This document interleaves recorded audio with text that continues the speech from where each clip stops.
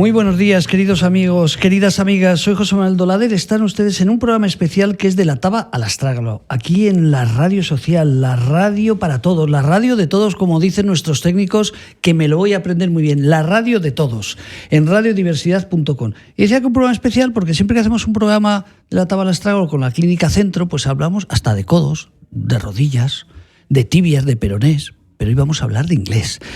Don Mario Wenzel, muy buenos días.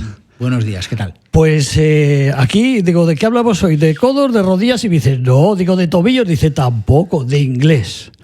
Qué curioso, la Clínica Centro, una clínica emblemática a nivel internacional. Doy por hecho que no va a ser en inglés esta entrevista. No, entonces, más vale, porque si no sería un desastre. Vale. Por una parte, digo, perfecto. Por una parte de las dos, solo por una de las dos. Bueno, pues decíamos que en estos programas que llevamos ya pues 3 o 4 años, pues han pasado yo creo que la mitad, si no más, de los profesionales de la Clínica Centro, tanto enfermeras como doctores. Pero hoy es algo interesante. Un profesor de inglés en la Clínica Centro. ¿Qué hace usted? Porque operar no opera. No opero. Enseño inglés, ayudo a la gente en todo lo que tenga que ver con la comunicación en inglés. Claro, parece algo así sencillo, pero ahora detrás tela marinera. Bueno, como cualquier trabajo, cuando te lo tomas en serio y te lo quieres y quieres hacer un buen trabajo, pues al final sí que tienes que hacer un trabajo que se convierte en algo importante y bueno, pues lo difícil que tú lo quieres hacer, porque en la Clínica Centro doy clases el plan de formación no es solamente dar clases a médicos, también se dan clases a otro personal y no es solamente dar clases de inglés, sino que es ayudarles con muchas otras de las facetas que tiene un médico. Claro, porque de entrada una cosa sencilla, la Clínica Centro, como he dicho al principio, emblema a nivel internacional, sobre todo en temas de deportes, claro, vienen gente de fuera. Claro, y no van a decir, oye, ¿qué médico sabe inglés? Por ejemplo. Por un lado, como todo sector, te tienes que actualizar y tienes que ponerte al día y tienes que ir transformándote de acuerdo con las necesidades sociales y profesionales que tenga tu trabajo. Y uno de ellos es el inglés. Y para bien o para mal, la situación en España en cuanto al inglés demuestra que es increíble la cantidad de excelentes profesionales que hay y, sin embargo, su faceta de inglés necesitaría también actualizarse a lo mejor algo más. Bastante. Y me refiero tanto a profesionales como a todas las edades, incluso niños, etcétera. Luego, claro, hay otra cosa que dices, bueno, la Clínica Centro tiene que leer muchas publicaciones y un médico no va a estar diciéndole al otro, yo tradúceme eso en inglés, por ejemplo, ¿no? Vamos a sacar hoy anotaciones interesantes, las publicaciones, que casi todas son en inglés. El idioma y la comunicación lingüística, lo peculiar que tiene es que son facetas muy distintas a la hora de poder comunicarte, pero al mismo tiempo están perfectamente conectadas entre sí. Lo cual significa que tú puedes perfectamente leer un libro en inglés y enterarte, como hacen los médicos, porque llevan toda la vida leyendo en inglés, ya que el inglés es el idioma de la ciencia, pero sin embargo les cuesta decir 2 palabras. Y les cuesta hacer preguntas y hay otras facetas, o incluso no pueden escribir, porque si tú no practicas la escritura en inglés, no vas a mejorar. Si tú no hablas en inglés, no vas a mejorar la comunicación oral y, sin embargo, llevan 25 o 30 años leyendo y estudiando en inglés y, por lo tanto, lo entienden todo. Con lo cual, esa parte, yo les ayudo en la parte que ellos no tienen desarrollada. Luego, aparte, hablamos de la serie en general. Me refiero que en cualquier profesión, en cualquier empresa pequeña o grande, pero como estamos en este programa de la Clínica Centro, luego, claro, también cualquier doctor de ellos suele acudir a algún congreso internacional para aprender más y a la vez para exponer él. Por tanto, ¿por qué es el inglés el idioma común? Explícanos tú que como profesional que eres, francés, alemán, español. Cuéntanos cómo está estos niveles. Y históricamente, de los primeros idiomas, el idioma que se utilizó, porque era el que utilizaban, y me refiero a la Edad Media, etcétera, las personas más cultas, era obviamente el latín. Se escribía en latín, se leía en latín, se cantaba en latín, se hablaba en latín, se estudiaba en latín. Sobre todo pues en servicios especiales, como los ritos religiosos, cuando cuando ibas a misa, los curas te hablaban en latín, en cualquier parte del mundo, independientemente de que fueses inglés, alemán, italiano, entonces hablaban en latín. Estas personas eran las que también investigaban científicamente, y estoy hablando de la ciencia de la Edad Media, que seguía siendo ciencia, con sus conocimientos, pero era ciencia. En aquel momento era la ciencia y sí, lo es mejor. verdad que luego, a través de la imprenta, Gutenberg tuvo una gran incidencia y el alemán llegó a ser una de las grandes influencias en ciencia, y por lo tanto la difusión que estaba asociada a la impresión de libros, pues el alemán se convirtió en la lengua de la ciencia. Pero poco a poco. O sea, entonces ha sido cuando explicabas tú el que descubrió la imprenta, ¿no? Porque dijo, ya que lo descubro voy a... Es que para mí la imprenta creo que es una de las canalizaciones fundamentales, si no la fundamental, en cuanto a conocimiento. Gracias a los libros se han impreso ¿cuántas versiones hay de la Biblia? Sí. Pues todas las versiones de la Biblia, cada país tenía el suyo. Claro. O sea, la versión de la Biblia inglesa es distinta de la alemana y de la italiana y de la francesa. Y todo esto es gracias a la imprenta. Y el hecho de que, gracias a la imprenta, millones de personas de repente tuvieran acceso a un conocimiento que no tenían, claro, primero les tenías que enseñar a leer. Antes tú con 35 o 40 años no lo sabías leer. Claro. Ahora lo damos por hecho. Sí. Estas son las transformaciones que yo creo o que yo intento hacer ver a la gente en el día a día cuando aprenden inglés. ¿Vale? Desde el punto de vista, por ejemplo, que...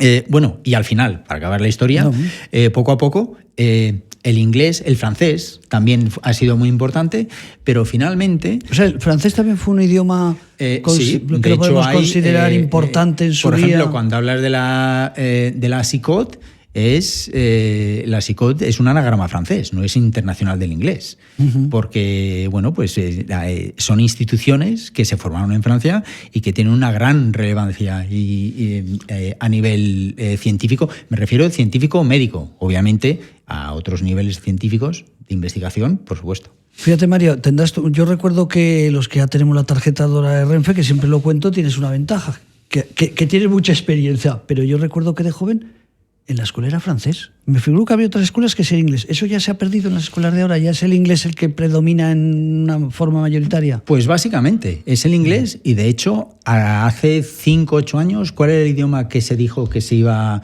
a instaurar como segundo idioma o tercer idioma extranjero en España? El chino. De repente, pues hubo un boom del chino. Todos los niños tenían que... Incluso yo conozco colegios públicos que casi extraescolares se enseña chino. No está dentro del programa del ministerio, pero sí los padres han querido que se haga chino. Entonces, entonces es verdad que el francés ya digamos que es el segundo idioma extranjero. El primer idioma es el inglés y el segundo idioma es el francés. También está el alemán, pero también está el chino. Qué bueno, qué bueno. Y por ejemplo, me ha sorprendido, ¿no? Un doctor, pero un doctor de la lengua inglesa, en lugar de otro doctor habitual. Congresos, claro, congresos internacionales. También se utiliza mayoritariamente el inglés. Totalmente. A no ser que sea algún congreso español, claro. Y aún así dan charlas en inglés. Y además es muy posible que a los congresos españoles vengan especialistas de otros países invitados a dar ponencias que son en inglés. Y entonces esto les obliga, sobre todo cuando tienes doctores y profesionales del calibre de los que hay en la Clínica Centro, que son ellos los que son invitados a dar ponencias en los congresos y a hacer presentaciones, son ellos los que tienen que asegurarse que están al día en la parte del inglés que les corresponde. Claro, y luego ahora no quiero recordar las palabras que decimos aquí a lo largo de estos programas, pero es que la mayoría de las patologías son raras. Digo raras en cuanto al nombre, ¿no? Por tanto, el inglés todavía tienes que ayudarles más, ¿no? Precisamente la parte del lenguaje profesional y la parte específica y técnica es la parte que ellos tienen perfectamente aprendida y controlada. Y de hecho, etimológicamente, si te das cuenta, la palabra astrágalo es latina y del latín ha llegado al inglés. Con lo cual, astragalus y astrágalo es lo mismo. Con lo cual, fémur es fémur, tibia es tibia. Lo que decíamos antes del origen del idioma latín, como también idioma de la ciencia, muchísimos de los tecnicismos son del latín, provienen del latín, y por lo tanto esa no es la parte difícil para ellos. Lo que todos los médicos dicen, que a lo que temen y a lo que tienen que mejorar es cuando llegan los ruegos y preguntas al final de sus ponencias. Ahí es donde dicen, ¿y ahora cómo explico yo lo que quiero explicar? Claro. Porque ahí ya no hablo de tibias. Sí, ahí sí, ya sí. hablo de, no, es que tengo que taladrar por aquí, tengo que chequear la tensión en este lado, pero luego tengo... Esa es la parte que ellos necesitan. Qué bueno. Y esa es la parte en la que yo me he tenido que poner las pilas con la parte técnica, y yo me he tenido que familiarizar con esos tecnicismos, pero bueno, para mí no ha sido un problema porque yo siempre he estado muy interesado en eso, pero ellos son los que tienen que apartar de ese idioma técnico y acercarse más al inglés como medio de comunicación habitual, cotidiano, en el que tú le tienes que expresar a un paciente que le tienes que hacer un cierto tratamiento, y lo tienes que hacer de manera que ellos lo entiendan. Por si alguien escucha, siempre decimos lo mismo. Vienen, todos nos comentan. Hay que andar y hay que correr. Recuerdo que Furnón nos dijo un día, el de urgencias, que nos dijo a mí, cuando me viene alguien por urgencias y si lo tengo que abrir, u otro compañero, si hace deporte, sé que va a mejorar, que va a cerrar mejor los puntos, que todo va a ser, las infecciones, todo va a ser mucho mejor. ¿Qué nos dirías en el caso para algunos despistados que todavía tenemos que recurrir a la hija o a alguien para tener una conversación fluida o menos fluida? ¿Qué nos recomendarías? A ver, ¿cómo nos motivarías? Pues gracias a Dios, gracias a la tecnología y a las tecnologías de la comunicación, hoy el inglés nos rodea, está por todos los lados. Y eso significa que si tú ves anuncio y te gusta la publicidad, si tú ves series en cualquier plataforma, las puedes ver en versión original. Gracias a Dios los periódicos de tirada nacional tienen sus versiones en inglés. Tú te vas al País, el ABC, OK Diario, todos los países tienen versiones en inglés que están bastante bien redactadas y están, o sea, yo creo que a lo mejor un español no nota la diferencia entre esa redacción en inglés y la redacción de un periódico genuino y original inglés, pero vamos, que perfectamente se pueden utilizar. Con lo cual, estando rodeado de todos esos medios, disfruta de todos esos medios y obtén la información. O sea, por supuesto hay que leer. Luego está, lo que pasa es que, lo que dije antes, tú puedes estar toda tu vida leyendo en inglés y no vas a ser capaz de decir una palabra. Tú puedes estar viendo series en inglés y no ser capaz de decir una palabra. Porque las habilidades necesarias que tienes que desarrollar cognitivamente para poder comunicarte oralmente son completamente distintas. Entonces, ¿que quieres hablar en inglés? Te tienes que lanzar. Y ahí estamos hablando ya de uno de los talones de Aquiles del inglés en España. Los jóvenes, yo creo que la mayoría de los jóvenes, digo, que estudie cualquier carrera universitaria o incluso sin carrera universitaria, casi todos ya saben inglés. Eso que decimos algunos la excusa. Difiero, pero bueno. Ah, bueno, pues Totalmente. Volvemos ahí. Seguimos por ahí, pero me voy a apuntar lo que te iba a decir. Si los mayores, así me lo apunto, mayores.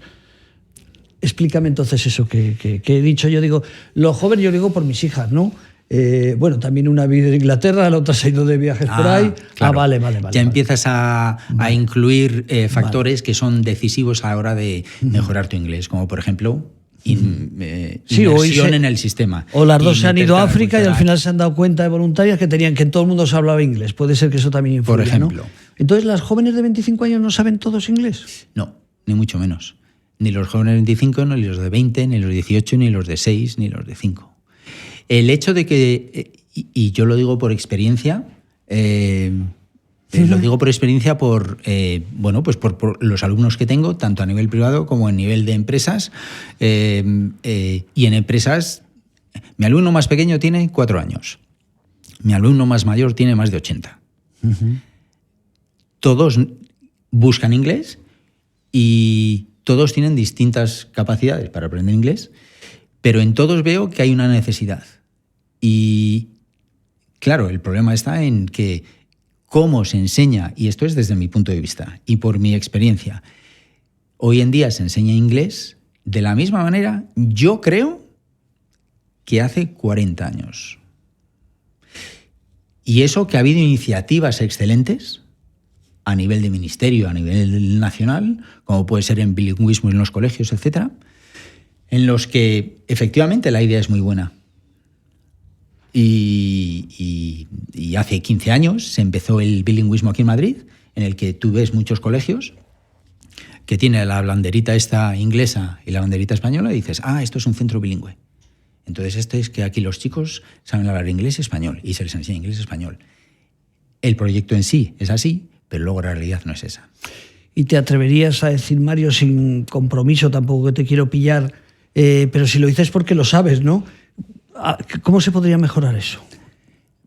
Hombre, mejorar, está claro que el sistema tiene que cambiar desde el punto de vista de pensar que el inglés se tiene que convertir en un idioma más a diario, no simplemente como una asignatura adicional a las que ya tenemos.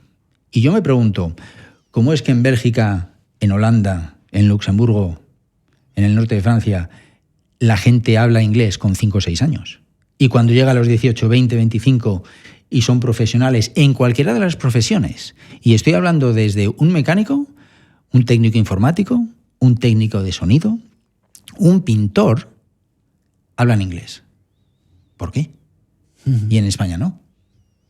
Eso es lo que yo creo, y al final yo creo que es la metodología la que de alguna manera tiene que modificarse. Entonces, por mucho que tú digas que hay colegios bilingües, por mucho que tú digas, y yo sé que ahora a lo mejor estoy levantando muchas ampollas, pero el objetivo es que de verdad yo pienso, o sea, hay que cambiar ese concepto, hay que cambiarlo, está claro.